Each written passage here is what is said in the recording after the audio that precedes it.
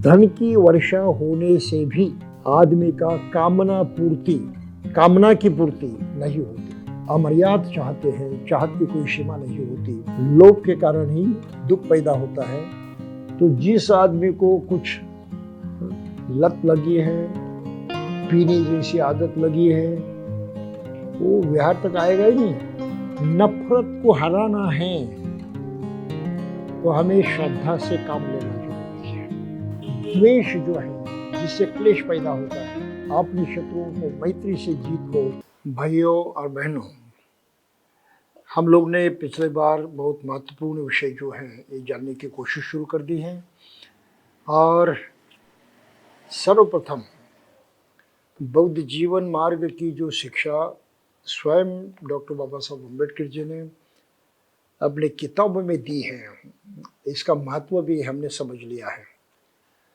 जो गलतफहमियां फैलाई जा रही हैं कि बाबा साहब ने केवल धम्म की दीक्षा ही दे दी, और चूंकि बहुत ही जल्दी उनका देहांत हो गया तो उन्होंने बुद्ध धम्मों की शिक्षा किसी को नहीं दी।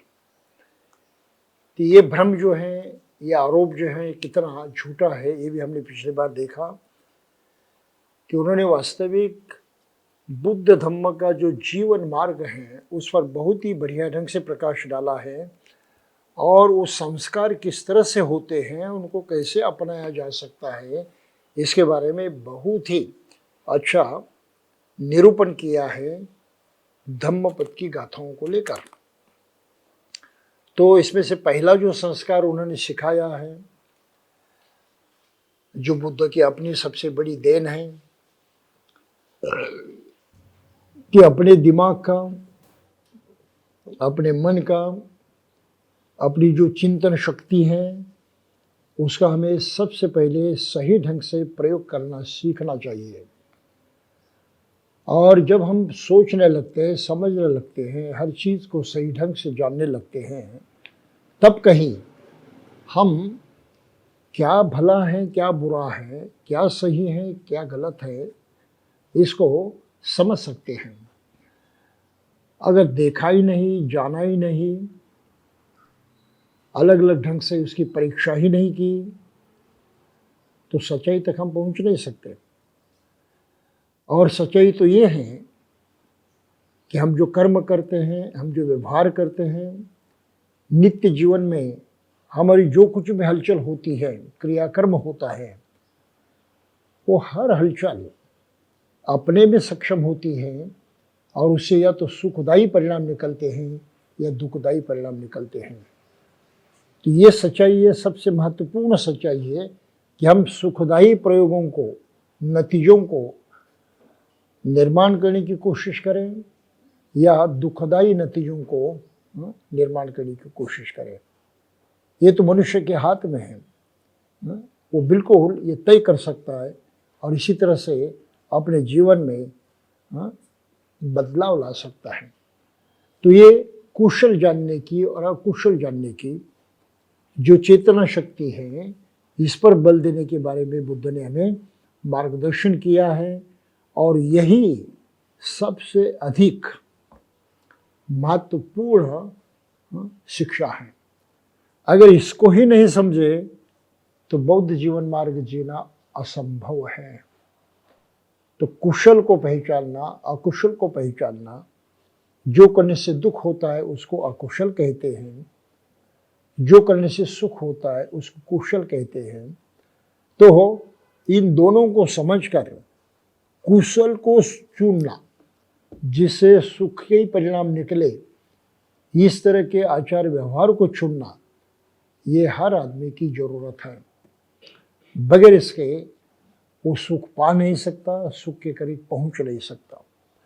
तो इस तरह से बाबा साहब ने इस पर बड़ा जोर दिया है, बुद्ध की इसी शिक्षा पर, कि हम कुशल कर्म का चयन करें और उसके अनुसार हमें सुख दुख की जो अनुभूति लेनी है उस दृष्टि से प्रयास करें।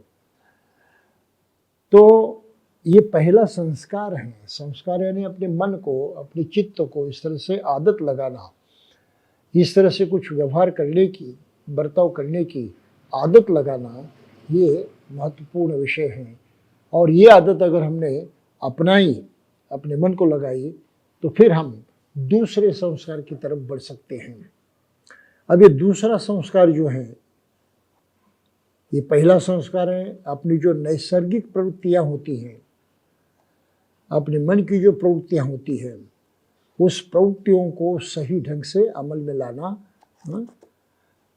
कुशल अकुशल जानने की क्षमता को प्रत्यक्षात उतार कर उस तरह से जीने की चेतना देना, उस तरह की आदत मन को लगाना, ये पहला संस्कार है। संस्कार के माने मन को ये आदत लगानी है। अगर इस आदत को हमने नहीं लगाया तो हमारे लिए भविष्य नहीं है। हम सही माने में मनुष्य जीवन भी जी नहीं सकते, इतनी बुराई उससे हो सकती है। तो ये पहला कदम है संस्कारों का। तो हर आदमी ने इस संस्कार को पहले समझना चाहिए और अपनाना चाहिए कि मुझे अपने मन में परिवर्तन लाना है, मन की जो आदतें हैं उन आदतों में सुधार करना है, जो आदतें दुख को पैदा करने वाली हैं उनको नष्ट करना है, और जो आदतें सुख को पैदा करती हैं ऐसी आदतों को करने में मुझे अपने मन को प्रशिक्षित करना है। तो ये पहला कदम है, पहला संस्कार है जो बाबा साहब ने बौद्ध जीवन मार्ग क्या होता है उसके अंतर्गत सिखाया है, और यहाँ बड़ी अच्छी तरह से उसको स्पष्ट किया है। अब इसका आगे का जो संस्कार है, यानी मन को जो आदत लगानी है, मन में जो परिवर्तन करना है, वो परिवर्तन है कि भाई ये अकुशल जो होता है, जिससे दुख पैदा होता है, जिससे हानि होती है, जिससे नुकसान होता है, जो हम नहीं चाहते, इस तरह के जो परिणाम होते हैं हमारे करने से, तो उन परिणाम को देखना है और उसकी जड़ को पहचानना है, इसके कारण जानना है, किस कारण ये होता है। बुरे परिणाम करने वाली जो आदतें हमें हैं, ये आदतें किस तरह से ये बुरा परिणाम प्रकट करती हैं, कौन सा कारण है उसके पीछे। तो यहाँ पर बुद्ध ने जो अपने प्रयासों से सिद्ध किया, जिस ज्ञान को पाया, उसी ज्ञान की बात वो कर रहे हैं कि इनके पीछे अज्ञान है, ना समझे हैं। हम उतना ही नहीं जानते अपने स्वयं के बारे में और विश्व के बारे में, अन्य सभी चीज़ों के बारे में। तो ये हमारी जानकारी जो है ये और गंभीर होनी चाहिए और मूल तक जाने की हमारी प्रवृत्ति होनी चाहिए। तो ये मूल तक जाने की प्रवृत्ति दूसरे संस्कार में जाती है। तो हमें क्या करना है दूसरे संस्कार में? मन को कौन सी आदत लगानी है? मन को ये आदत लगानी है कि अकुशल क्या होता है उसको पहचानो, उसके कारण क्या हैं उनको जानो। जिन कारणों से अकुशल होता है, जिन कारणों से दुखदायी परिणाम पैदा होने के हमारे आचरण व्यवहार होते हैं, उस कारणों को पहचानो। तो दूसरा संस्कार उन्होंने यहाँ पर लिखा है, लोभ और तृष्णा दुख का कारण है। लोभ के कारण ही दुख पैदा होता है। तृष्णा जो है ये दोनों एक जैसी है। लोभ यानी चाहत होती है, हम चाहते हैं, अमर्याद चाहते हैं, चाहत की कोई सीमा नहीं होती। और फिर इसी तरह से ये चाहत जो है बड़ी क्या कहते हैं कि तीव्र हो जाती है, तो उसे तृष्णा कहते हैं। तो ये तृष्णा जो है इसको लेकर बाबा साहब ने यहाँ लिखा है कि लोभ और तृष्णा के वशीभूत न हो, यही जीवन मार्ग है। लोभ के अधीन न हो, लोभ के वश में न हो, तृष्णा के अधीन न हो, तृष्णा के वश में न हो, तभी कहीं हम अपनी रक्षा कर सकते हैं। अन्यथा हम अपनी ही अकुशल से रक्षा नहीं कर सकते। तो एक बड़ा अच्छा उदाहरण उन्होंने दिया है। धन की वर्षा होने से भी आदमी का कामना की पूर्ति नहीं होती। मनुष्य की जो कामनाएं होती, इच्छाएं होती, अपेक्षाएं होती हैं, चाहत होती हैं, ये धन की वर्षा भी हो तो भी पूरी नहीं होती। बुद्धिमान आदमी जानता है कि कामनाओं की पूर्ति में अल्प स्वाद और दुख हैं। तो ये बड़ा ही महत्वपूर्ण विषय है। या धम्मपद में वो गाथा लिखी है, न कहापन वसन कित्ती कामेषु विज्यति अपसादा दुखा कामा इति विज्ञाय पंडितो। ये कार्यशासनों की यानी धन की, रुपए पैसों की वर्षा भी होती रही तो भी मनुष्य संतुष्ट नहीं होता, शांत नहीं होता। उनकी इच्छाएं जो तो पूरी नहीं होती, कामनाओं की तृप्ति नहीं होती। सभी काम भोग अल्प स्वाद वाले हैं। और ये जानकर पंडित जन जो हैं वो दिव्य काम भोग में भी रति नहीं रखते, इच्छा नहीं करते। और सम्यक संबुद्ध का शिष्य तृष्णा के नाश करने में लगा रहता है। अपि दिव्येषु कामेषु रत्तिंसो नाधिगच्छति तन्ना खैर तो होती सम्मा संबुद्ध सावको। बुद्ध का जो शिष्य है, बुद्ध के धर्म मार्ग पर चलने वाला जो है, उसके धम्मों को जो अपनाने वाला है, हम कहते हैं बौद्ध जीवन मार्गों को अपनाने वाला है, वो प्रयास कौन सा करता है कि अपनी कामनाएं, अपनी तृष्णाएं ये नष्ट हो जाए ताकि उससे निर्मित दुख जो है वो मिट जाए। अब एक बड़ी आर्थिक सवाल यहाँ पर पैदा होता है जिसकी चर्चा वास्तव में बहुत ज़्यादा लोग नहीं करते। अर्थशास्त्र का सिद्धांत है कि मनुष्य की आवश्यकताएं, जरूरतें जो हैं, मनुष्य की जरूरतें हैं जो है, इसकी कोई सीमा नहीं है, असीम है, इसकी सीमा ही नहीं है। यानी उसको हम पूरी तरह से माप भी नहीं सकते, जान भी नहीं सकते, अमर्याद है।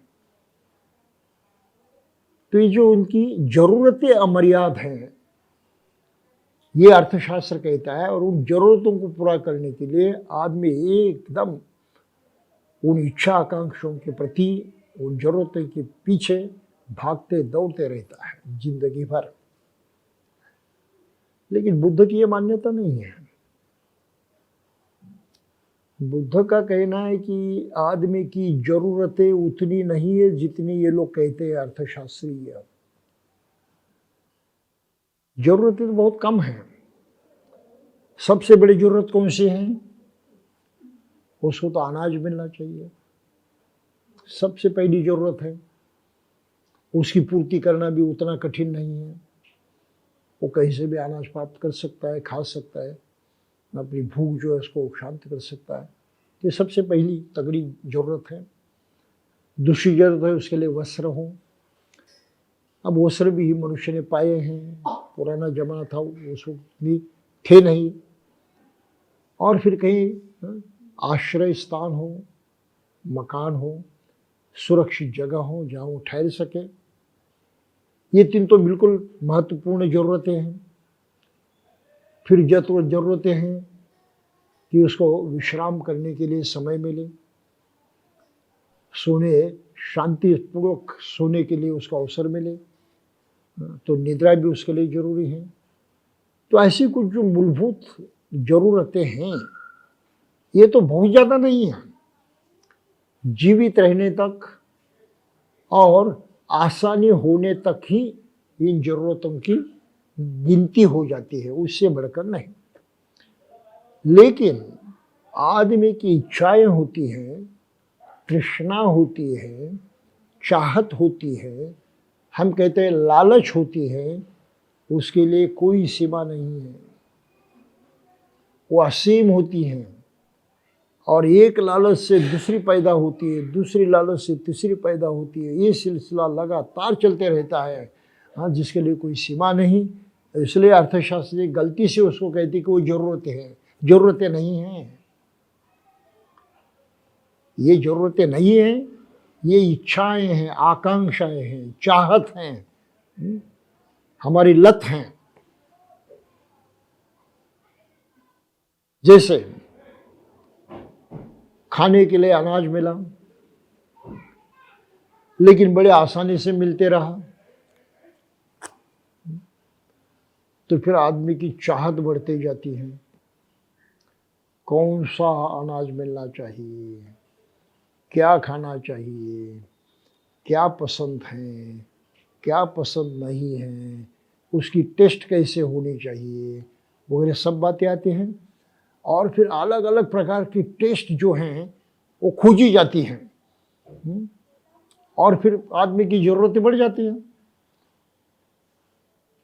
जो हम सर्वसाधारण ढंग से जिस अन्न को हम पैदा करते हैं, निर्माण करते हैं, पकाते हैं वगैरह, उससे काम नहीं चलता। नागपुर में मेरे एक दोस्त थे, बड़े अफसर थे। उन्होंने एक बार मुझे भोजन के लिए बुलाया, तो भोजन वगैरह परोसा। मैंने कहा भी ठीक है, आप भी खा लीजिए क्योंकि आपको भी ड्यूटी पर जाना है। नहीं नहीं नहीं, मैं बाद में खाऊंगा। अब घर में तो 2 ही आदमी थे, उनकी बीवी थी और वे थे। बीवी तो कहीं जाना नहीं था, वो डॉक्टर थी, घर में बैठे बैठे ही बगल में डिस्पेंसरी थी, उसमें काम करती थी, तो कोई प्रॉब्लम नहीं था। इनको जाना था, तो मैंने कहा आप खा लीजिए मेरे साथ, कोई प्रॉब्लम नहीं है, आप बैठ सकते। मैंने ऐसा नहीं होगा, ऐसा नहीं। तो बीवी उनके पास मेरे पास आ गई और उन्होंने कहा कान में, बंते जी वो नॉन वेज खाते हैं, आपको तो वेजिटेरियन फूड दिया है, शाकाहारी, लेकिन उनको मांसाहार के बगैर कुछ चलता नहीं, और इसलिए उनको लज्जा महसूस होती है कि तुम्हारे साथ कैसे खाए। तो मैंने कहा कोई हर्ज नहीं, आप जरूर खाइए, कोई दिक्कत नहीं है। तो फिर आनाकानी करते करते वो खाने के लिए बैठ गए, और खाना वगैरह संपन्न होने के बाद उन्होंने कहा क्या है बंते जी कि मुझे दूसरा खाना चलता ही नहीं बिल्कुल। सुबह का नाश्ता हो, दोपहर का खाना हो, शाम का खाना हो, मुझे नॉन वेज के बगैर चलता ही नहीं। मैं खाता ही नहीं, कुछ भी हो, नॉन वेज नहीं है तो मैं खाता ही नहीं। कहीं बाहर गया भोजन करने के लिए और उनके पास नॉन वेज होगा तो मैं खाऊंगा, ये नॉन वेज अगर होगा तब मैं खाऊंगा, वेजिटेरियन होगा तो मैं खाता ही नहीं। तो मैंने कहा तुम शादी में जाते हो, प्रोग्राम में जाते हो, मैं खाता नहीं कहाँ पर हो, मैं ऐसे ही चल कर आता हूँ क्योंकि मेरी आदत है, इसके बगैर जाता नहीं। अब ऐसे 2-4 महीने हो गए और साहब को आया हार्ट अटैक, एडमिट किया गया, सब जांच हो गई, एंजियोप्लास्टी वगैरह करने की ज़रूरत पड़ी। डॉक्टर ने कहा कि ये नॉन वेज आपको तुरंत बंद करना चाहिए। बड़ी मुसीबत हो गई। जीभ जो है चाहती थी नॉन वेज और शरीर कहता था कि नहीं चाहिए। तो चाहत के पीछे दौड़ने से ये हालत हो जाती है। फिर अभी तो पूरी तरह से शाकाहारी बन गए हैं, पूरी तरह से। मैंने पूछा साहब अभी नॉन वेज नाम मत लीजिए, मैं खाता नहीं बिल्कुल। अरे भाई हुआ क्या? तो ये हकीकत हो गई। तो हम अपनी इच्छा के पीछे दौड़ते हैं, जरूरत के पीछे नहीं है, समझ गए आप? अन्न तो हमें ऐसे मिल जाता है, लेकिन इच्छा हमें चुपचाप नहीं बैठने देती। अरे भाई घर में क्या खाना है, वो भी कुछ खाना है, तो कोई माने नहीं देता, होटल में जाकर खाना चाहिए, तो होटल में जाकर खाएंगे। इस होटल में तो अच्छा नहीं है, ताजमहल में जाकर खाना चाहिए, तो वहाँ एक वक्त खाने का बिल जो होता है 2000 होता है, उतना खाना चाहिए। खाना तो वही है जिससे हम बनाते हैं, वो चीज़ें भी तो वही हैं, गेहूं तो वही है जो घर में खाते हैं वो होटल में खाते हैं, सब्जी तो वही है जो घर में खाते हैं होटल में खाते हैं। आप समझ इस बात को? टेस्ट में कुछ थोड़ा बदला होगा तो वो भी ज़्यादा मायने नहीं रखता। अगर बहुत भूख लगी तो जो मिले आदमी खा लेता है, ये तो हकीकत है। जो मिले वो आदमी खा लेता है।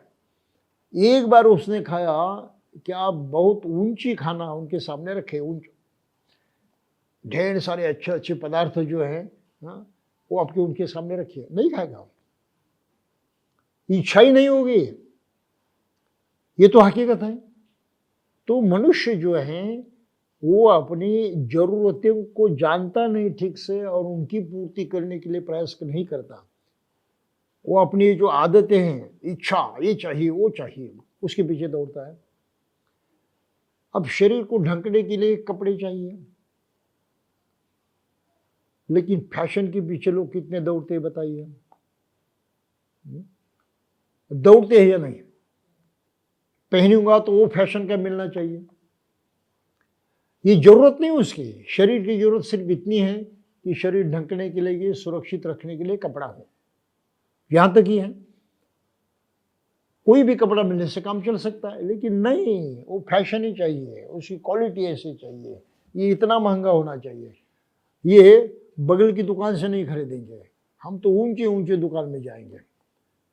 तो कपड़े की दुकानदारी करने वालों से भी मेरी बातचीत हो गई। उन्होंने मुझे बड़ी अच्छी हकीकत कही है। मेरे भाई, आप ये कपड़ों के दाम कैसे ध्यान में रखते हो? ढेर सारे कपड़े होते हैं ना, और सभी कपड़ों के दाम उनको बिल्कुल ध्यान।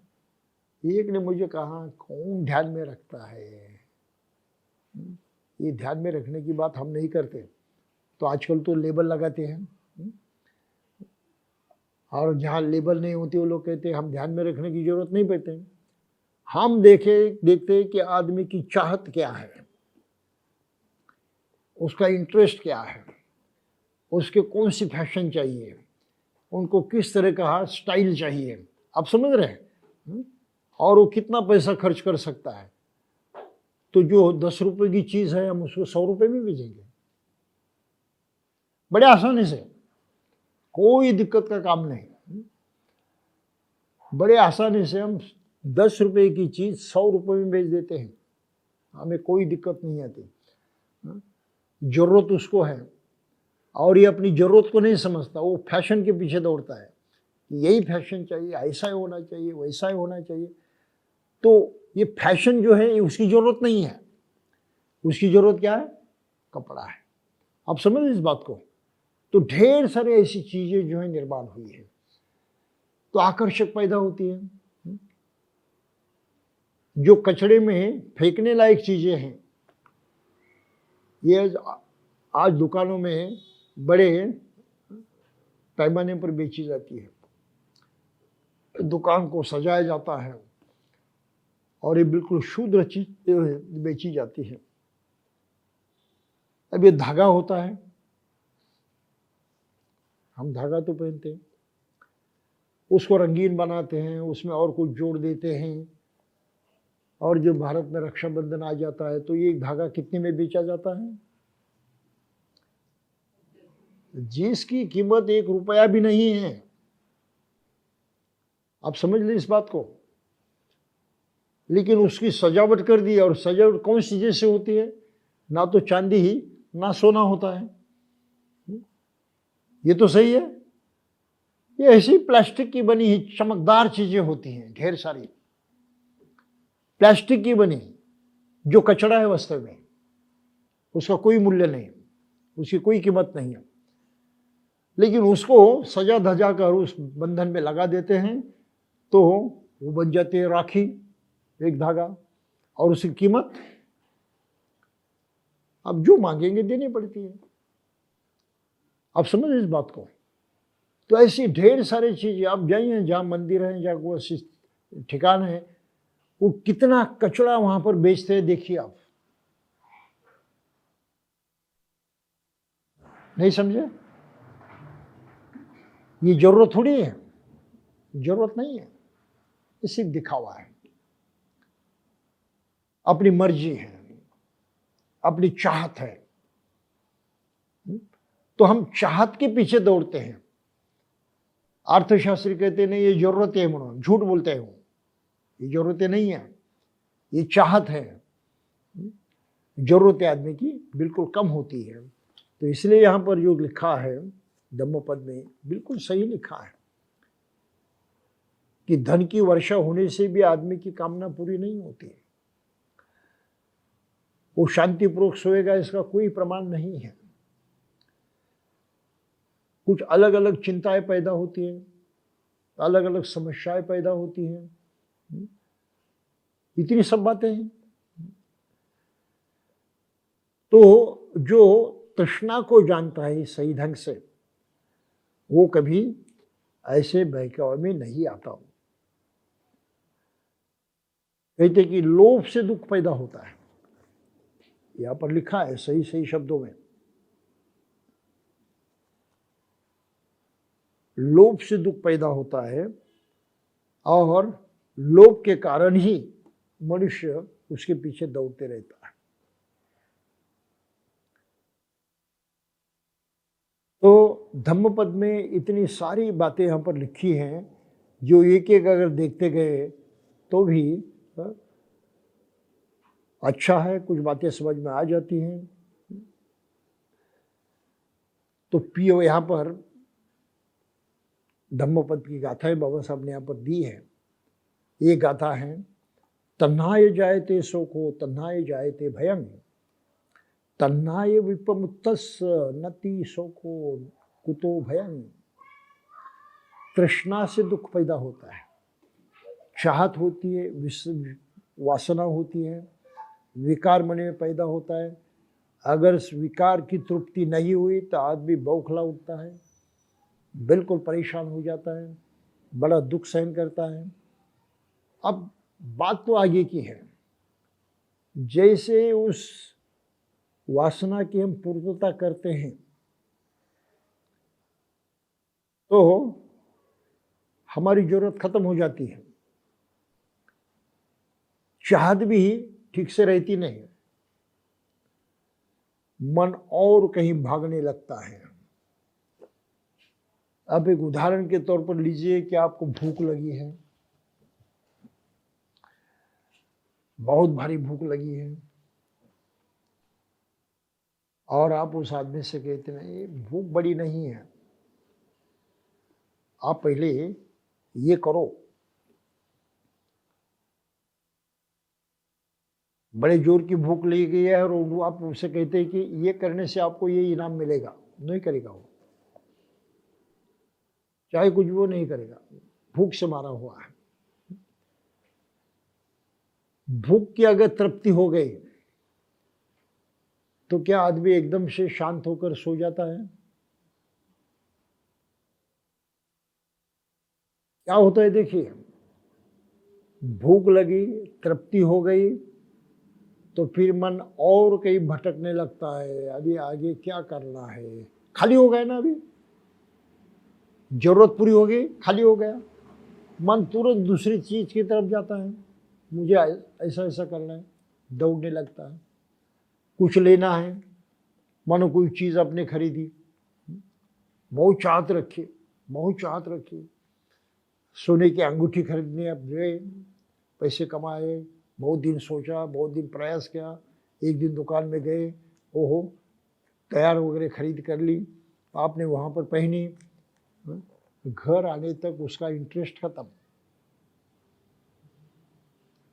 कौन देखने वाला है, किसको दिखाते घूमेंगे, उसकी जरूरत ही खत्म हो जाती है, कोई इंटरेस्ट नहीं रहता, खुद को भी नहीं, दूसरों को भी नहीं, तो मन और भटक जाता है, इससे भी काम नहीं चलता, और कुछ करना चाहिए। तो फिर आदमी बहुत सारे दिखावे की बातें करने लगता है, दिखावे की बातें, ये जरूरतें नहीं उसकी, ये उसकी सिर्फ तृष्णा है, उसकी अपेक्षा है। तो ये तृष्णा से शोक उत्पन्न होता है, दुख पैदा होता है, तृष्णा से भय भी लगता है। जो तृष्णा से मुक्त है उसके लिए शोक भी नहीं और भय भी नहीं। इस प्रकार की बातें पर यहाँ लिखी हुई है। काम तो जायते शोको काम तो जायते भयं, काम तो विपमुत्तस नथि शोको को तो भयं। काम वासना जो है, चाहत जो है, इससे शोक पैदा होता है, अगर पूरी नहीं हो तो शोक पैदा होता है, उसमें भय भी लगता है। अगर इससे अगर मुक्त हुआ तो उसके लिए कोई दुख नहीं, कोई भय नहीं। तो आदमी की चाहत एक होती है और आदमी की जरूरत दूसरी होती है। दोनों बातों को समझना है, हमेशा इन दोनों बातों को समझना कि क्या मुझे जरूरत है।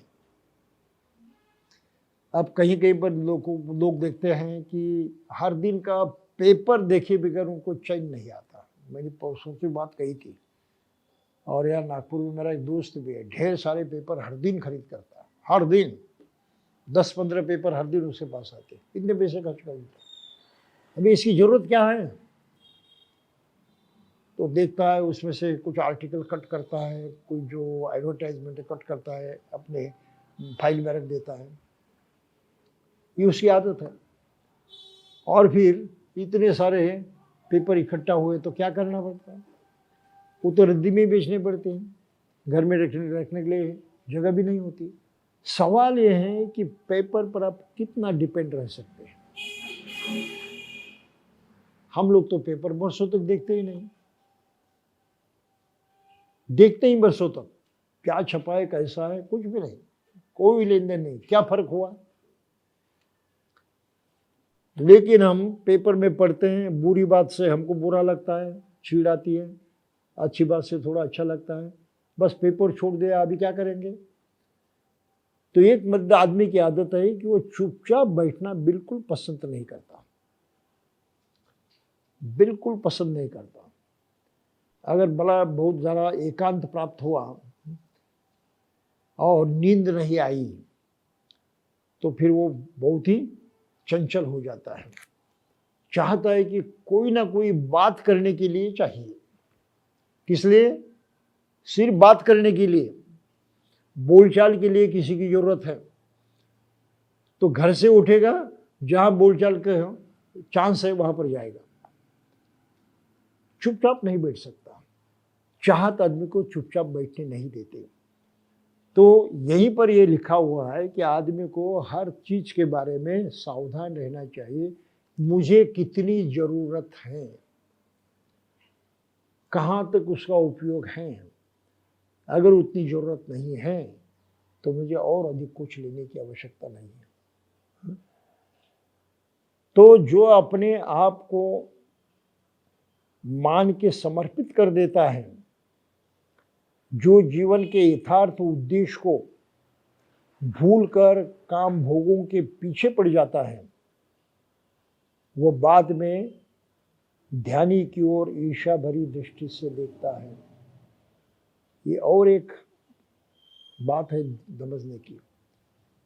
कुछ लोग जो हैं, जो व्यावहारिक जीवन में इतने फंस जाते हैं, इतने डूब जाते हैं, उसको इतना सही अच्छा मानते हैं कि उसके विपरीत अगर कोई जीवन जीते हैं, कुछ बताते हैं, कुछ सिखाते हैं, उनकी नफरत करते हैं, उनको बुरा मानते हैं। कम से कम उनके प्रति उनके मन में दुर्भावना पैदा होती है। ये हकीकत है, क्योंकि उनकी चाहत के बिल्कुल खिलाफ है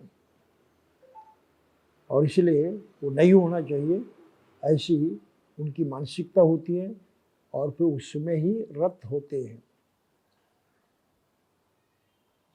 और इसका नतीजा हम देखते हैं कि विहार में जाने के लिए बौद्धों को प्रेरणा क्यों नहीं मिलती। इसके दो कारण हैं। एक कारण ऐसे हैं, लोगों को लगता है मैं अगर वहां पर गया तो मुझे अपने में सुधार करना पड़ेगा। मेरा जो स्वभाव है, मेरी जो मान्यताएं हैं, मेरी इच्छा आकांक्षा ये है, उसके अनुसार मैं जी नहीं पाऊंगा, मुझे उसका उल्टा व्यवहार करना पड़ेगा। तो जिस आदमी को कुछ लत लगी है, पीने जैसी आदत लगी है, वो विहार तक आएगा ही नहीं। ये इतनी ही महत्वपूर्ण, दूर ही रहेगा। केवल दूर ही नहीं रहेगा, उसका विरोध भी करेगा। ये बातें होती है। तो विहार में न आने का कारण ये होता है कि अपनी जो आदतें हैं, जो आदतें सही नहीं है, हम जानते हैं खुद, लेकिन सही आदतें नहीं है, उसको भी सुधारने का वक्त आ जाएगा वहां सुनने पर, तो हम नहीं करना चाहते, जाएंगे नहीं वहां। तो एक बड़ा ही महत्वपूर्ण कारण है, ढेर सारे लोग विहारों में जाना पसंद नहीं करते। क्योंकि अपनी आदतों से वो डरते हैं। हमें आदत में बदलना कबूल नहीं है और नहीं बदलना चाहते। बस्ती में रहने वालों से किसी के साथ बैर है, हर दम हम बैर ही करते रहेंगे, उसके बारे में वही सोचते रहेंगे। ये आदत जो छोड़ना नहीं चाहते। अगर बिहार में जाए तो मैत्री की शिक्षा सुननी पड़ेगी, तो दुख होता है। उनको तो बैर जताना है या मैत्री कही जाती है, तो बिहार में नहीं जाना, सुनना ही नहीं। तो इस तरह से अज्ञान में रहते हुए अपनी ही बातों पर टिके रहना और उसी तरह से जीवन जीना, ये बहुत सारे लोगों की अपनी व्यक्तिगत कमजोरी होती है। तो ये पराभूत होने का लक्षण है। और बुद्ध ने कहा है कि कौन अपने जीवन में पराभूत होता है, हार जाता है? जो धम्म का द्वेषी होता है, धम्म से दूरी रखता है, धम्म को कम मानता है, धम्म की कोई कद्र नहीं करता, वो आदमी अपने जीवन में हार जाता है। उसकी जय कभी नहीं होती है। जय उसकी होती है जो इस सच्चाई को पहचानता है, सच्चाई को जानने की कोशिश करता है और सच्चाई पर ही आगे बढ़ना चाहता है। उसकी तो निश्चय ये जय है, वो हारने वाला नहीं है। लेकिन ये जो बातों का मनुष्य पर परिणाम होना चाहिए, उसके संस्कार होने चाहिए, वो संस्कार और कहाँ होंगे अगर आप विहार में नहीं आए तो? और कहाँ होंगे जहाँ धम्म की शिक्षा मिलती है वहाँ पर आप नहीं गए तो? घर में बैठे बैठे तो नहीं होगा। हाँ, आखिरकार आप किताबों का सहारा ले सकते हो, कहाँ तक, वो भी तो समझ में आनी चाहिए। एकाएक से सभी बातें समझ में आती है ऐसा नहीं है। और नहीं आने के कारण बहुत अच्छा ज्ञान रखने वाले लोग भी बड़े मुश्किलात में फंस जाते हैं। तो यह सबसे पहला कारण है मनुष्य के दुख का, जो बुद्ध ने यहाँ पर दिया है और बाबा साहब ने इस पर जोर दिया है कि उसको पहचानो कि हमारी जरूरतें कम हैं लेकिन हमारी इच्छा आकांक्षा है बहुत ज़्यादा है। तो दोनों में से परखने की कोशिश करो, कौन सी जरूरत है, कौन सी हमारी इच्छा आकांक्षाएं हैं। जरूरतों को पूरा करना ठीक है, लेकिन इच्छा और आकांक्षाओं के पीछे भागना ये ठीक नहीं है। उससे तो हमें बचना ही चाहिए। नहीं बचे तो उतना बोझ ढोना जरूरी पड़ेगा, उतना कष्ट करना जरूरी पड़ेगा, उनकी पूर्तता करने में ढेर सारी समस्याएं पैदा होती है, प्रयास करने पड़ते हैं, सब करना पड़ेगा। तो इनसे अगर बचना है तो अपनी आवश्यकताएं क्या हैं और हमारी चाहत इच्छा क्या है, इन दोनों में जो अंतर है उसको पहचानें। कभी कभार ऐसा भी होता है जो चीज़ हम बाजार में खरीदते हैं, घर आने तक उसका महत्व खत्म हो जाता है। घर में आने तक उसका महत्व खत्म हो जाता है। ढेर सारी ऐसी चीज़ें हैं, ढेर सारी जो वास्तव में काम की नहीं है, लेकिन हम फिर ये मान सम्मान की बात है, बड़प्पन की बात है, प्रेस्टीज की बात है, हम कैसे अलग हैं, ये भी जो मान सम्मान की भावना होती है जिसको हम गर्व कहते हैं, घमंड कहते हैं, इस घमंड के कारण भी हम ढेर सारी बातों को सिर्फ इकट्ठा करते रहते हैं। मैंने देखा औरंगाबाद में था मैं, वहाँ के बहुत मशहूर आदमी के यहाँ गया मैं, बहुत मशहूर थे। लगभग ये जो हॉल जो है इतना बड़ा, उनका तो रिसेप्शन रूम था जहाँ हम बैठे थे, और ये इस प्रकार के ये जो कबर्ड है, शोकेस सभी ओर लगे थे और काफी खर्चे का मामला था। तो क्या रखने के लिए, क्या रखा होगा आप बताइए। ये तो महंगी चीज है, कबर्ड भी लेना तो महंगा ही है, लेकिन सभी वो पूरी तरह से मैं देखते ही रहेगा, क्योंकि उसके अंदर उन्होंने क्या रखा था, उनको अलग अलग प्रोग्राम में जो स्मृति चिन्ह मिला था वे सब रखे थे, हजारों ये इस प्रकार के स्मृति चिन्ह हैं, ये उन्होंने वहां पर रखे थे। अब मुझे बताइए रखकर क्या करेंगे? उनका देहांत हो गया, घर वालों ने सब इकट्ठा कर दिए और फेंक दिए। हमको तो रहने के लिए जगह चाहिए, ये हम क्यों संभाले, क्या फायदा है उसका? आप समझ रहे इस बात को? केवल स्मृति चिन्ह एक नाचीज बात है, नाचीज, लेकिन उनको भी बड़े गौरव से घर में रखने वाले सज धजाकर ढेर सारे लोग दिखाई देते हैं। ये उनकी जरूरत नहीं है, समझिए आप, ये उनकी जरूरत नहीं है, लेकिन ये बिल्कुल जिसकी कुछ कीमत ही नहीं है, ऐसी चीज को वो जिंदगी भर संभालते बैठते हैं शो पीस में रखकर। कुछ समझ में आया? उसके लिए खर्चा नहीं होता, तकलीफ नहीं होती, वो भी तो खराब होने वाले, साफ भी करने पड़ते हैं, इतने ढेर सारे।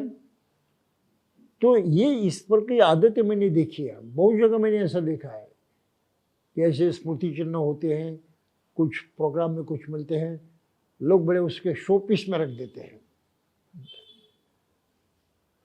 व्यर्थ खर्चा है जिसका कोई मूल्य नहीं, कोई कीमत नहीं, लेकिन आपने उस पर इतना व्यय किया, इतने पैसे गंवाए, इतनी जगह उसके लिए दी थी। एक आदमी के यहाँ गया था, पूरा कमरा जो है इससे भरा हुआ था, पूरा कमरा। तो मैंने ये क्यों रखा है? ये तो टूटने फूटने वाली बात है, फेंक दो, स्मृति चिन्ह है, मेरा सम्मान किया था ऐसी ऐसी जगह। तो ये सम्मान में इतने डूब गए कि इतना कचरा घर में रखा है, इसकी भी उनको कोई परवाह नहीं थी। ऐसी ढेर सारी बातें हैं। एक घर में गया था, एक कमरे में सारे कपड़े ही कपड़े, और उस महिला ने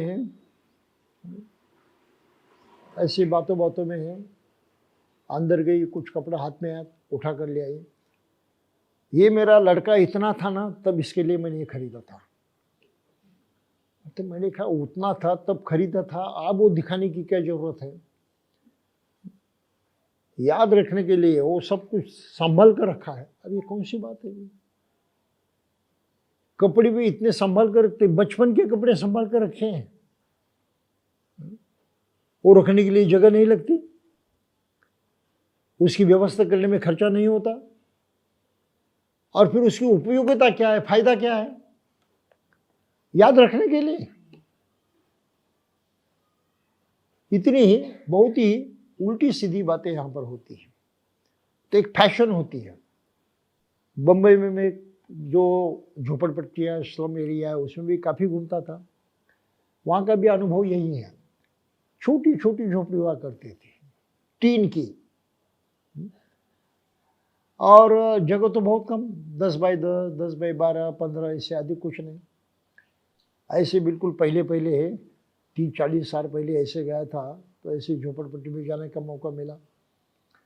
एक कोने में है तो उनका किचन था, एक टेबल पर वो किचन चल रहा था, दूसरे कोने में बेड था,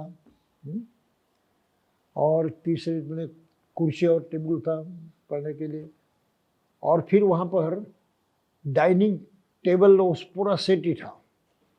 अरे मैंने कहा ये डाइनिंग टेबल तो तुम यूज भी नहीं कर सके, केवल रखा है, उस कुर्सी पर कभी बैठते नहीं, बैठने के लिए जगह नहीं ना, ये क्या जरूरत है? कोई जवाब नहीं है। लेकिन केवल फैशन है, लोगों की देखा देखी है, और इसमें है इस तरह से लोग बह जाते हैं, अपनी जरूरत को ना समझते हुए ढेर सारी इच्छा आकांक्षाएं होती है, उनके पीछे दौड़ते रहते हैं। ये दुख का बहुत बड़ा कारण है, ये बात को समझना चाहिए, बहुत ही बड़ा कारण है। फैशन के पीछे दौड़ना है, ये चाहिए, वो चाहिए, वो चाहिए, इसके पीछे दौड़ते रहना, ये ज़रूरत नहीं है। इससे तकलीफ होती है, परेशानी होती है, कमाई कमज़ोर हो जाती है और बाद में कुछ हाथ में नहीं आता। तो उस आदमी जो हजारों स्मृति चिन्ह रखे थे, क्या काम के थे बताएं? उनके तो कुछ काम नहीं आए, बच्चों को सब फेंकने पड़े। मैंने कहा अरे वो तो याद थे तुम्हारे, अभी इस याद का हम लोग क्या करेंगे? बड़े उनको किसी ने पुरस्कार दिया, जो तारीख जो समय था उससे हमें क्या लेन देना है? वो भी गए, वो समय भी गया, हम क्यों उसको पकड़ कर रखे? अब समझे इस बात को? तो इतनी सारी जो अवस्थाएं हैं। अभी परसों में पुणे से भी एक बात मुझे मालूम हो गई। एक ऐसे दोस्त था, उसने जिंदगी भर टीचर था,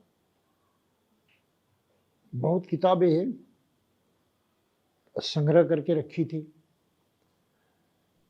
यानी अध्ययन करने वाला आदमी था, सोच विचार करने वाला था, अच्छा कार्य करता था। तो पुरानी किताबें, वो तो ज्ञान की बातें हैं, वो अचानक से मर गया। तो इतनी कुछ हजारों किताबें उसने रखी थी। घर वालों ने क्या किया? घर वालों ने सब दूसरों को दे दिए, भाई ये लेके जाओ, घर में कचरा नहीं चाहिए, हमको जगह चाहिए रहने के लिए। तो उसकी जो अच्छी कमाई थी, किसी को किसी स्कूल में देना चाहिए था, किसी लाइब्रेरी में देना चाहिए, किसी काम आएगी, इस तरह से करना चाहिए ना। नहीं, हमें कोई इसकी कदर नहीं, हमने सब वो रद्दी में फेंक दिया। तो इस तरह से भी बहुत उल्टी सीधी बातें होती है। आदमी अपने ही दिमाग में और अपने ही क्या करते हैं कि उस एक लत होती है, आदत होती है, धुन होती है, उस धुन में रहने लगता है। तो इसलिए लोभ और तृष्णा को जाने, लोभ और तृष्णा को पहचानो, ये दूसरा सबक बाबा साहब ने यहाँ पर सिखाया। इससे दुख पैदा होता है। अब यहाँ पर नहीं रुके वो और आगे बढ़े हैं। बुद्ध ने ये कहा, क्रेविंग है, लोभ है, लोभ के कारण दुख पैदा होता है। और फिर दूसरा है द्वेष, बैर, हम नफरत कहते हैं। तो बाबा साहब लिखते थे ये एक संस्कार है, इस संस्कार को हमने अपनाना चाहिए। हमारे मन को इस तरह से आदत लगानी चाहिए। किसी को क्लेश मत दो, मन को ये आदत लगानी चाहिए। किसी से द्वेष मत करो, यही जीवन मार्ग है। और ये तो हमारे हर दिन की मुसीबत है, हर दिन की मुसीबत है। ऐसे किसी घर में बैठा था और उनका जो बैरी था, उनका हर आदमी के लिए बैरी तो होते ही है, उनके लिए भी एक बैरी था, लेकिन वो अच्छा आदमी था। मुझे मालूम नहीं था कि उनका बैर वगैरह कुछ है। तो मैंने थोड़ा सा अच्छा कहा उसके बारे में, वो आदमी जो है अच्छा आदमी है। फटाक से वो महिला बोली, उसका सत्यानाश हो तुरंत। तब मैं समझ गया कि यह मामला गड़बड़ है, मुझे नहीं बोलना चाहिए था, लेकिन मालूम नहीं था इसलिए मैंने कह दिया। और अच्छा आदमी था, उसकी अच्छा ही थोड़ी सी कही, लेकिन उसके मन में बैर इतना पक्का था, इतना जोरदार था कि फटाक से उसने कहा कि उसका सत्यानाश हो। यानी वो जीने के लिए भी लायक नहीं होना चाहिए, जिंदा भी नहीं रहना चाहिए। ये नफरत की बात होती है, यकीन मानिए। हम ढेर सारे लोगों से इस तरह से नफरत करते हैं। तो बुद्ध की यहाँ जो बात है कि इस तरह से आपको नहीं सोचना चाहिए, क्योंकि इस सोच से दुख आपको ज्यादा होता है। तो यह गाथा लिखी है, बड़ी अच्छी गाथा है। तो लोगों में, जनता में, आम समाज में ऐसा कोई आदमी नहीं होता कि जिसको हम किसी न किसी बहाने से दोष न लगाए। बुरा न कहे, ऐसा आदमी होता ही नहीं।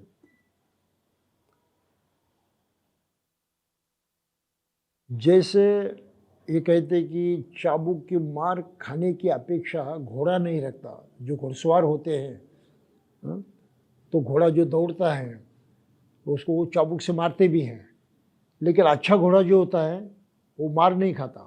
वो बिल्कुल अपनी जानकारी से, समझदारी से प्रशिक्षण उसका, हाँ, करा लेते हैं। उससे वो अपना काम जो है ठीक ढंग से करता है, मार खाने की मनोबत नहीं आने देता। तो इसीलिए यहाँ पर कहा है कि क्या संस्कार में कोई ऐसा आदमी इतना निर्दोष है कि उसे दोष दिया ही नहीं जा सकता। जैसे शिक्षित घोड़ा चाबुक की मार की अपेक्षा नहीं कर सकता, ऐसा कोई आदमी नहीं। श्रद्धा, शील, वीर्य, समाधि, धम्म विचय, विद्या तथा आचरण की पूर्तता तथा स्मृति, इससे इस महान दुख का अंत करो। ईर्ष्या अगर कम है तो श्रद्धा होनी चाहिए। श्रद्धा का मतलब है एक नम्रता होती है और अच्छे की चाहत होती है। हम अच्छा चाहने लगते हैं और ये अच्छा हम नम्रतापूर्वक स्वीकार करते हैं, आचरण में लाते हैं, उसको श्रद्धा कहते हैं। अगर ये श्रद्धा बढ़ जाती है तो बैर कमजोर हो जाता है।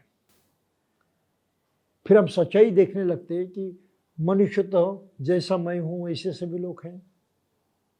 मेरी आदतें, मेरी बुराइयाँ, मेरी अच्छाइयाँ, ये जैसे मैं जानता हूँ वैसे तो हर आदमी में होती हैं, तो उतना तो फर्क नहीं है हमें। तो बैर करने की नौबत आ गई, समय आ गया, तो वो समझता है कि नहीं, ये ठीक नहीं है। उसकी आदत है, वो आदत से मजबूर है, इसलिए उसने दुर्व्यवहार किया। तो मुझे भी आदत से मजबूर होकर वैसे दुर्व्यवहार नहीं करना चाहिए। श्रद्धा इसलिए बहुत महत्वपूर्ण है। और फिर शील का आचरण तो बुद्ध ने दिया है कि तुम सही ढंग से दूसरों के साथ पेश आओगे, बर्ताव करोगे तो दुख पैदा नहीं होगा। तो बैरी के साथ बैरी के ढंग से बर्ताव नहीं करना है, उसको भी जीतना है। एक ऐसी बड़े मजे की कहानी थी। क्रोध, ईर्ष्या, पहले क्रोध आ जाता है, गुस्सा आ जाता है, गुस्सा फिर द्वेष में परिवर्तित हो जाता है, और ये घर घर में भी हो जाता है। बम्बई में मुझे असमी एक केस दिखाई दिए। एक आदमी एक बार मेरे क्लास में आ गया। क्लास समाप्त होने के बाद पूछा, बंदे जी क्या करूँ, जरा घर में गड़बड़ है। मैंने कहा सो तो है सभी जगह, तुम्हारी कौन सी गड़बड़ है बताओ अभी। तो उसने कहा पता नहीं, लेकिन घर में तो हमारी घरवाली कोई अच्छा व्यवहार नहीं करती, नफरत की नफरत, हर बात पर नफरत, हर बात पर डांटना, उल्टा सीधा कहना, कभी भी सीधी बात करती ही नहीं। बहुत परेशान हुआ मैं। तो मैंने कहा आज घर जाते वक्त तुम उसके लिए अपने बालों में मारने के लिए वही लेके जाओ, क्या कहते हैं उसको, हाँ हाँ, गजरा कुछ कहते हैं, लेके जाओ। कहा बंटी जी ये क्या बता रहे हैं? अरे वो तो आग है, आग तो लेके तो जाओ। ठीक है मैं ट्राई करता हूँ। लेके गया, तो वहाँ पर रखा। अभी तो बात तो नहीं करते थे, गुस्सा ही गुस्सा था ना, एक दूसरे की बात भी नहीं करते थे। अगर बात करनी है तो ऐसे ही, यानी बात करना है नहीं झगड़े की सिवा दूसरा कुछ नहीं। तो उसने अपने बैग से वो निकाले और सामने रख दिए, बस बिगड़ गई। क्या यही धंधे करते हो बाहर जाकर? तो पहले गुस्सा कम था, झगड़ा कम था, गालियां कम थी, आप तो बस उसकी वर्षा ही हो गई। ना खाना ठीक से है, ना पीना ठीक से है।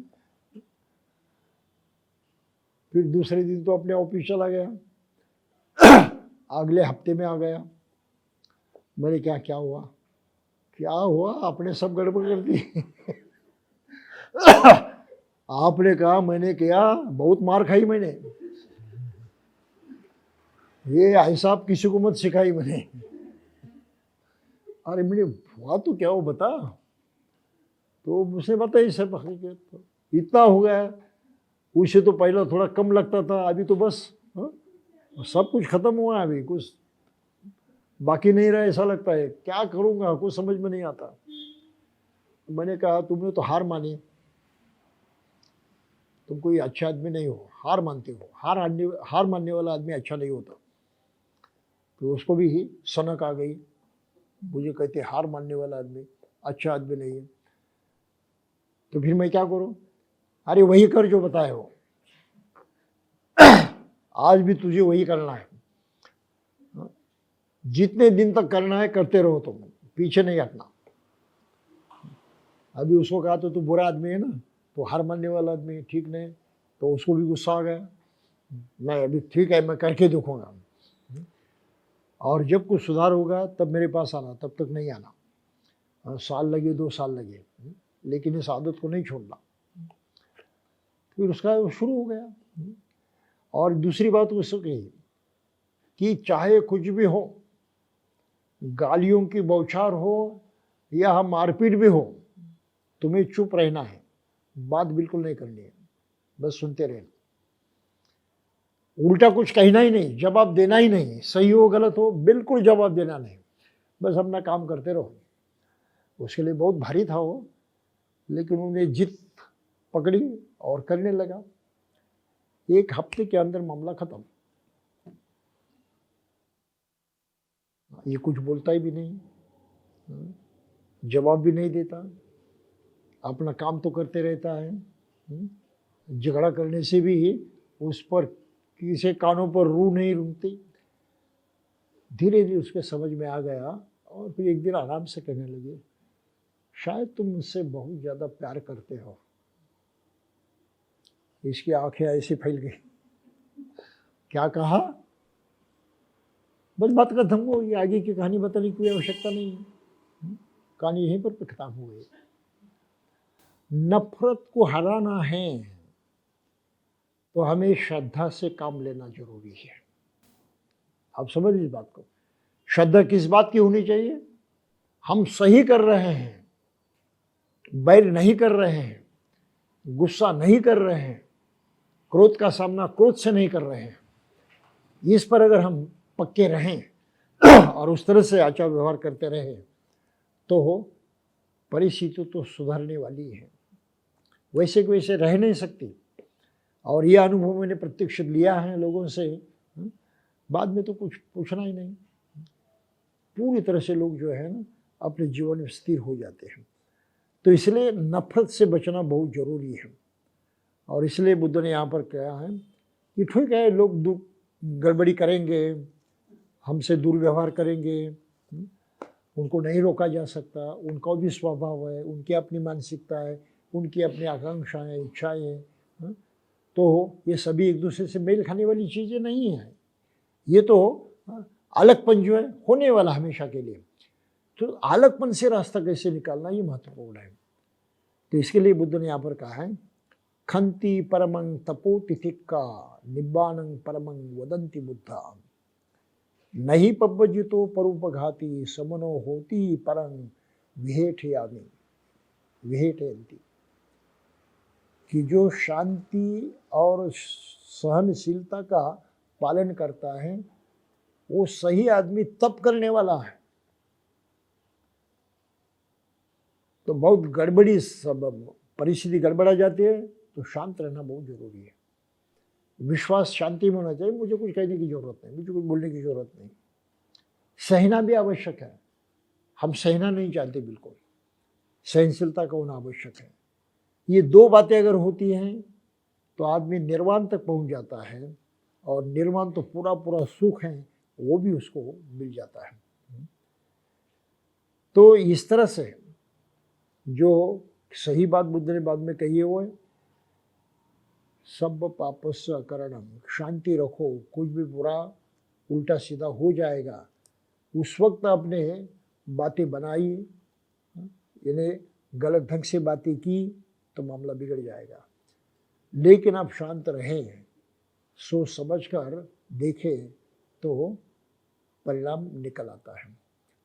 एक वियतनाम की कहानी है, इस द्वेष को लेकर है, किस तरह से आदमी नफरत पैदा करता है और देश के कारण अपनी खुद की बर्बादी कर लेता है।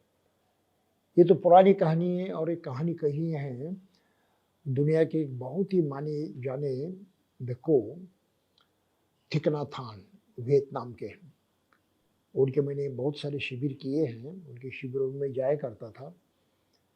बैंकॉक में भी जाकर मैंने उनके शिविर किए हैं। वो दुनिया के बहुत मशहूर भिक्षु थे, जैसे दलाई लामा हैं, और उनको भी नोबेल पुरस्कार दिया जाए, इस तरह से उनका भी ये नामांकन किया गया था। तो इतने मशहूर भिक्षु थे वो। अभी उनका देहांत पिछले साल में हो गया। तो उन्होंने कहानी उनके शिविर में कही थी। ये अमेरिका से वियतनाम का युद्ध चल रहा था। वियतनाम तो गरीब देश है, लोग भी गरीब हैं, लेकिन हर युवा जो है उसको सख्ती से सेना में जाना पड़ता था, लड़ाई पर जाना पड़ता था। तो ऐसा ही एक युवक, उसकी शादी हुई थी, उसको बच्चा हुआ था, लगभग 1 साल भर का बच्चा होगा, उससे भी कम उम्र का। तब उसकी रिक्रूटमेंट हो गई और वो आर्मी में चला गया। और कोई 5-6 वर्षों के बाद वो आ गया। बच्चा तो बड़ा हुआ था, उसकी छुट्टी हो गई, उसको चांस मिला अभी घर जाने का, तो आ गया। तो बहुत ही क्या कि दिमाग में बहुत ही आनंद था उसका कि अब तो मैं घर जा रहा हूँ, मैं तो अब घर जा रहा हूँ, मैं अपनी बीवी को मिलूंगा, मेरे बेटे को देखूंगा। बड़ा खुश था, बहुत ही खुश था। तो लगभग दौड़ते दौड़ते वो घर पर पहुंचा। जब गांव में पहुंचा तो दौड़ते दौड़ते घर पर गया। बीवी और बच्चा तो था, तो उसको भी बड़ा आनंद हो गया। तो उसने बच्चों को अपनी गोद में लेने का प्रयास किया, तो बच्चों ने इनकार कर दिया और रोने लगा। तो उसको बुरा लगा। और पत्नी भी कही कि तुम्हारा परिचय नहीं है, तो धीरे धीरे समझ जाएगा। अब रात को बच्चा रोने लगा, और उस बच्चे ने माँ से पूछा, मेरी डैडी कहाँ है? अभी ये कहता है, मैं हूँ तेरा डैडी, मैं यहाँ आया हूँ। और तो बिल्कुल इनकार करता था, धिक्कारता था, नहीं तुम मेरे डैडी नहीं हो, तुम कुछ भी नहीं हो, तुम कौन हो, चले जाओ, वगैरह वगैरह ऐसी बातें करता था। तो रात को इसने फिर अपनी माँ से पूछा, मेरे डैडी कौन है, कहाँ है? बड़ी मुसीबत हो गई ना अभी उसके लिए भी। ये तुम्हारी डैडी है, वो तो हो, कहना भी उसके लिए मुश्किल हो गया, क्योंकि उसने नकार दिया था। तो वो क्या करती थी, जैसा ही वो बच्चा कुछ समझदार हुआ और आसपास में सब घूमने लगा, तब उसको भी दूसरे बच्चे पूछते थे कि तुम्हारे डैडी कहाँ है, और उसको पता नहीं था। वो 2-3 साल का था, तभी उसको वो डैडी की ऐसी तरह से लोगों ने बातें बताई। तो घर में आकर पूछता था, माँ मेरा डैडी कहाँ है? तो वियतनाम की अवस्था बहुत बुरी थी। तो माँ क्या करती थी, दिया रखती थी, और दिए के अपनी खुद की छाँव जो है उसमें थोड़ा बदल करते हुए दीवार पर उसको दिखाती, ये देख तेरी डैडी है। उस बच्चे को अपनी छाँव दिखाती थी और कहती थी, वो देख तेरे डैडी है वगैरह बोल, और वो इसमें खुश हो जाता था कि डैडी है वगैरह वगैरह। अब यहाँ पर ये तो आपत्ति हो गई, ये आया तो बच्चे ने नकार दिया, ये मेरी बेटी डैडी नहीं है वगैरह वगैरह। तो उसको बड़ा गुस्सा आया, बड़ा बुरा लगा। बीवी से उसने कहा, ये कहता है कि डैडी है मेरा अलग, मुझे पहचानता नहीं है, वो कौन आदमी है बता। आप समझे कैसी मुसीबत आ गई? बहुत ही मुसीबत पैदा हो गई ना। अब उसके लिए तो कहने के लिए कुछ रहा ही नहीं, क्या कहेगी वो? कि जरूर दूसरा आदमी आता है और उसको एक बच्चा लड़का जो है अपना डैडी कहता है, और रात को भी आता है, रात को ही। तो सब वातावरण जो है पूरी तरह से बिगड़ गया, गुस्सा गुस्सा होकर चल दिया और एक दारू की दुकान में रहने लगा, पीने भी लगा और दुकान में रहने लगा, घर आना छोड़ दिया। अभी बीबी क्या करेगी, उसके लिए कुछ संभव नहीं था, और ये तो कहानी उसको बताई नहीं थी। फिर ऐसे थोड़े दिन गए, उसको रहा नहीं गया, ठीक है देखेंगे अभी क्या करती है क्या नहीं, बच्चा तो मेरा है। गया तो उस बीबी ने कहा अगर रुकना चाहते हो तो थोड़ा रुको, रात होने तक, और मैं फिर आपको बताती हूँ क्या हुआ। उस दिन वो रात तक ठहरा। फिर जैसे रात हुई, उस बीबी ने अपनी छाव जो है दीवार पर दिखाई उसको, और उस बच्चों को कहा ये देखते डैडी आए, और आनंदित होता, हाँ मेरी डैडी आ गई, मेरी डैडी आ गई। तब इसकी अक्ल ठिकाने लगी, ये कोई पराया आदमी था नहीं, ये उसने ही अपनी ही एक शक्ल निकाली थी और उसको शांत करने की कोशिश कर रही थी। तो जो क्रोध था, जो गुस्सा था, वो फटाक से नष्ट हो गया, और उसका अपने बीबी के प्रति जो पहला विश्वास था वो विश्वास जाग उठा। तो इस तरह से छोटी छोटी बातें जो है, उसने सोचा कि मैं कितना मूर्ख आदमी हूँ, गुस्सा हो गया और बस उस गुस्से को पहचाने बगैर, छानबीन किए बगैर ऐसे चल दिया, और वहाँ दारू पीने लगा। इतना दुख मैंने निर्माण किया। अगर थोड़ी सी सब्र करता था, थोड़ा सा जानने की कोशिश करता था, तो ये नफरत मेरा इतना नुकसान नहीं कर सकती थी। तो नफरत जो है, द्वेष है, ये बड़ा उपद्रवी होता है, और उससे निपटने के लिए हमें बहुत कोशिश करनी पड़ती है। नफरत ऐसी चीज है जिससे बहुत सारे परिवार टूट जाते हैं, बहुत द्वेष फैल जाता है, और अच्छे मैत्री के संबंध भी ऐसे क्षुद्र कारण से टूट जाते हैं। तो द्वेष सबसे खतरनाक चीज है, और द्वेष को पहचानना जरूरी है। और यहाँ संस्कार का मतलब सिर्फ इतना है कि अपने द्वेष को कम से कम जानो, कम से कम पहचानो, इसके दुष्परिणाम होते, इतनी तो बात समझ लो। और इतनी बात अगर हमने समझ ली और हमने मन को अपना इस तरह से सचेत किया, सिखाया, उसको चालना दी कि नहीं, क्रोध से और बैर से थोड़ा बचकर रहेंगे, एकाएक से उसके अधीन होकर कुछ नहीं करेंगे, तो भी बात बच जाती है, हमारा जीवन और अच्छा हो जाता है। लेकिन ये लोग समझते नहीं, बहुत सारे धर्म के नाम पर भी ईर्ष्या होती है, नफरत होती है। सभी धर्म नफरत फैलाते हैं, नफरत धर्म के नाम पर। और भारत में जातिवाद में तो नफरत ही नफरत है, नफरत के सिवा कुछ नहीं है, इसलिए इतना नुकसान हो रहा है। तो ये सच्चाई अपने मन की, हमारी खुद की, हमें ठीक से पहचाननी चाहिए कि क्रोध से व्यवहार नहीं करना चाहिए।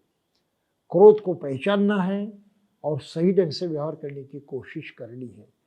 ये अगर मन को आदत लग गई तो अपने जीवन के ढेर सारे दुख जो है खत्म हो सकते हैं। तो बाबा साहब ने दूसरा तीसरा संस्कार दिया है कि इस संस्कार को अपनाओ, मन को इस तरह से व्यवहार करने की आदत डालो।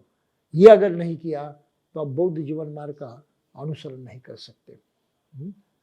तो मैं समझता हूँ कि आज इतना ही काफ़ी है कि हम लोभ और तृष्णा को जानें, इससे दुख पैदा होता है, इस पर विश्वास करें, ये कारण है दुख का, इसको पहचानें। और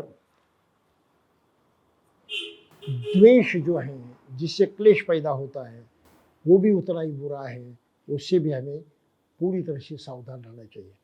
कम से कम इतना तो पहचानो कि हमारे मन में है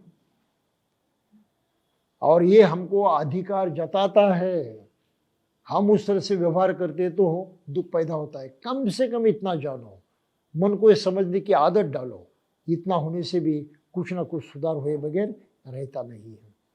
तो दुख का कारण समझे बगैर दुख नष्ट नहीं किया जा सकता।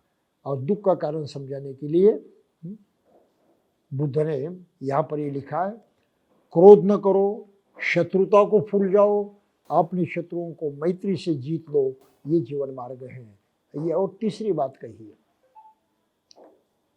मैत्री ही सबसे अधिक है, जय से कुछ नहीं होता, ये बात भी यहाँ पर समझाई है। तो संक्षिप्त में हम इतना ही समझ ले कि हमारे मन को हमें किस तरह से आदत लगानी है, ये पहचानने की, समझने की आदत लगा। लोग सोचते ही नहीं, समझते ही नहीं।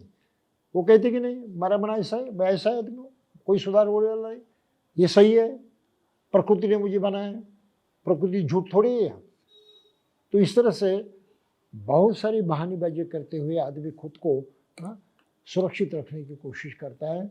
और ये गलतियां जो है, ये बुराइयां हैं, ये मानने की वो तकलीफ नहीं लेता। तो ये बुराइयां मानना सीखना ये हमारे लिए आवश्यक है। और ये तो हर आदमी कर सकता है, थोड़ी समझने की बात है, समझ में आ गई तो करने लगता है, धीरे धीरे और ज़्यादा करने लगेगा।